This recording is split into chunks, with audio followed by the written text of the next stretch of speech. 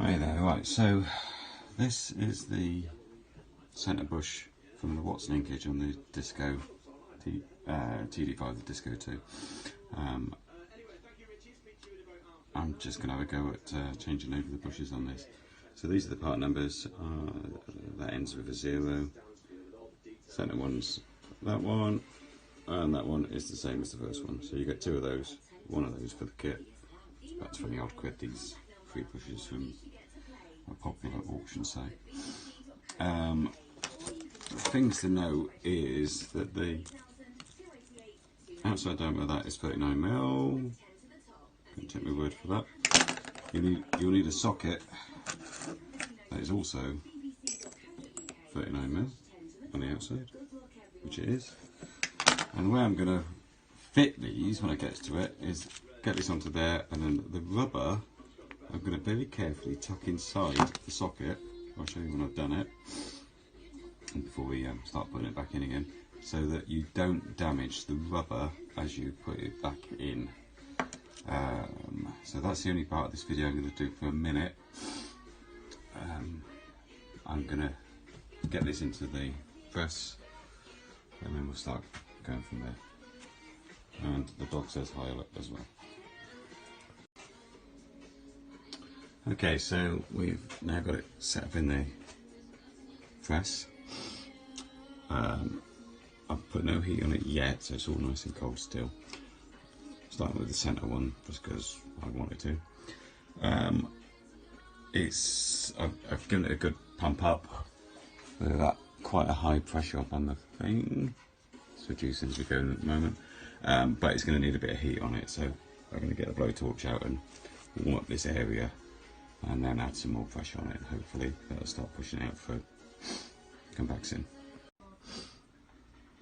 So actually I didn't end up using any heat, and as you can see the bearing's halfway through, sorry, the socket's halfway through. A couple of these, it's going to be out in a moment.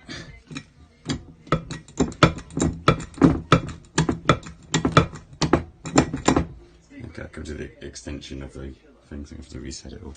But yeah, I mean, pretty much you can see it's almost out. Okay, so they're all out now, all 3 of them.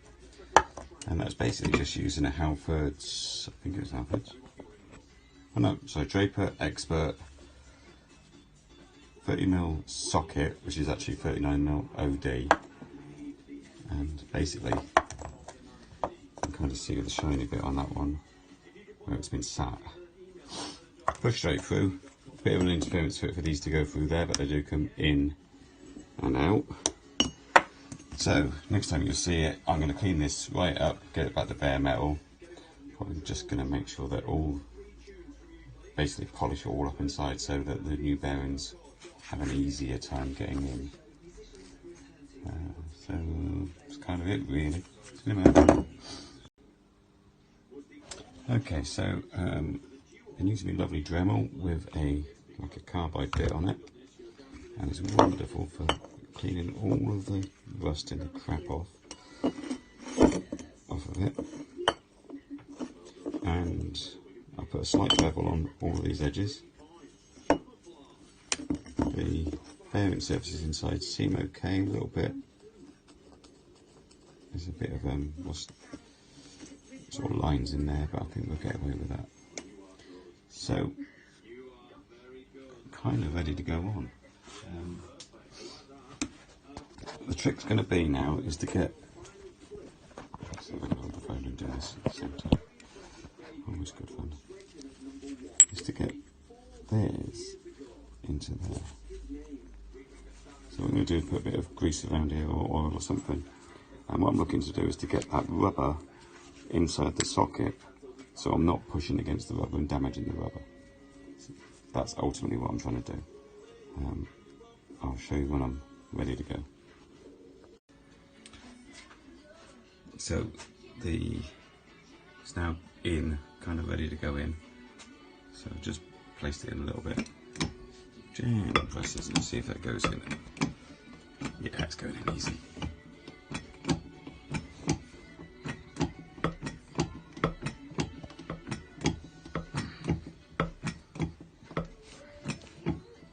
so it's now coming to the bottom, so we have to reset it, but yeah, it's basically in. Okay, so I've managed to get the first two in. And they come through just slightly each side. By using that socket and a bit of gear oil just on the around there and inside the socket, kept it nice and clean. Smear of oil in there as well, because why not? I'll pop that one in now, see how that, and then pretty much is then ready for a bit of cleaning, painting, going back on. Okay, a bit of a weird one this. So for the centre one, the longer bush, the rubber is almost like there's too much of it to try and get it into the socket. And I sort of persevered and tried, couldn't really do it. So what I've done on this side, you need to go through one side, is I've hooked, using a nice small screwdriver, the seal off of it, so it's now up here. Now I can get the socket all the way on,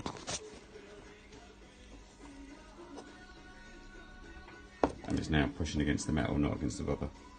So I'm confident that when I push this in, or put it into the thing, it's going to go through happily. I'll oil that bugger up as well. Okay, so kind of back in, and you can kind of see the difference between the two sides. So I've pulled that rubber out. So basically all I'm going to do now is put it back in. There we go. So now it's back in. So to get it out, all I did was put a little screwdriver in. I'm sure you see that very well.